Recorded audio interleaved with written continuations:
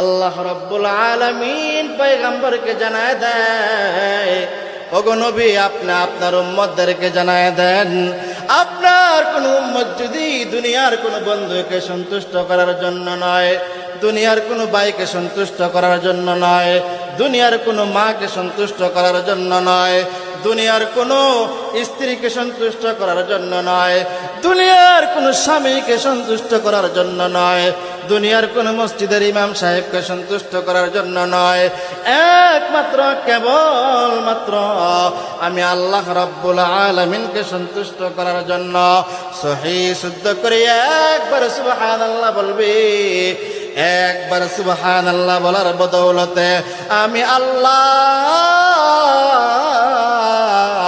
ওই বান্দার জন্য জান্নাতের 8টা দরজা খুলিয়া দে। শুধু তাই নয়,